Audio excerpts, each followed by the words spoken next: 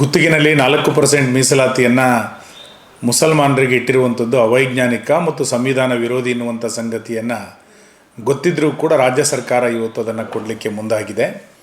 ಮತ್ತು ಇದು ಅವೈಜ್ಞಾನಿಕ ಸಂವಿಧಾನ ವಿರೋಧಿ ಅನ್ನೋದನ್ನು ಸ್ವತಃ ಉಪಮುಖ್ಯಮಂತ್ರಿಗಳಾದಂಥ ಡಿ ಕೆ ಶಿವಕುಮಾರ್ ಅವರು ಇವತ್ತು ಒಪ್ಕೊಂಡಿದ್ದಾರೆ. ಇದರ ಅರ್ಥ ಕಾನೂನು ಬಾಹಿರ ಅಂತ ಗೊತ್ತಿದ್ದರೂ ಕೂಡ ಸದನದಲ್ಲಿ ಅದನ್ನು ಮಂಡನೆ ಮಾಡುವಂಥದ್ದನ್ನು ಮಾಡಿ ಜನರಿಗೆ ಘೋರ ಅನ್ಯಾಯವನ್ನು ಮಾಡುವಂಥ ಕೆಲಸವನ್ನು ಈ ಸರ್ಕಾರ ಇವತ್ತು ಮಾಡಿದೆ.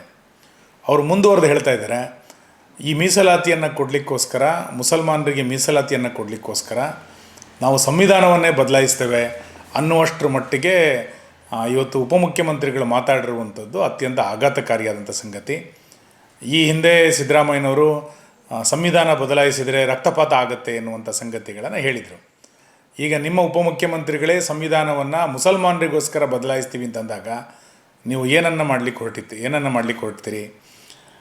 ಈ ರಾಜ್ಯ ಸರ್ಕಾರ ಮುಸಲ್ಮಾನರ ಓಲೈಕೆಗೋಸ್ಕರ ದಲಿತರನ್ನು ಮತ್ತು ಹಿಂದುಳಿದ ವರ್ಗದವರನ್ನ ಶಾಶ್ವತವಾಗಿ ಅನ್ಯಾಯ ಮಾಡುವಂಥ ಕೆಲಸವನ್ನು ನಿರಂತರವಾಗಿ ಮಾಡ್ತಾ ಬಂದಿದೆ.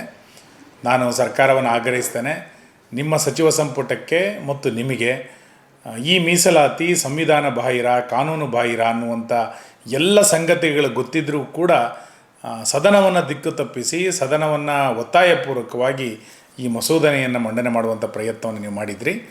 ಈಗ ಸಂವಿಧಾನವನ್ನೇ ಬದಲಾಯಿಸಲಿಕ್ಕೆ ಹೊರಡ್ತೀವಿ ಅಂತ ಹೇಳಿರುವಂಥದ್ದು ಅತ್ಯಂತ ದುರದೃಷ್ಟಕರವಾದಂಥ ಸಂಗತಿ. ಇದನ್ನು ಜನ ಅರ್ಥ ಮಾಡ್ಕೊಳ್ಬೇಕು. ಈ ಕಾಂಗ್ರೆಸ್ ಸರ್ಕಾರ ದಲಿತ ವಿರೋಧಿಯನ್ನು, ಹಿಂದುಳಿದ ವರ್ಗದ ವಿರೋಧಿಯನ್ನು ಯಾವ ರೀತಿ ಅನುಸರಿಸ್ತಾ ಇದೆ ಎನ್ನುವಂಥದ್ದು ಉಪಮುಖ್ಯಮಂತ್ರಿಗಳ ಹೇಳಿಕೆಯಿಂದ ಇವತ್ತು ಗೊತ್ತಾಗಿದೆ.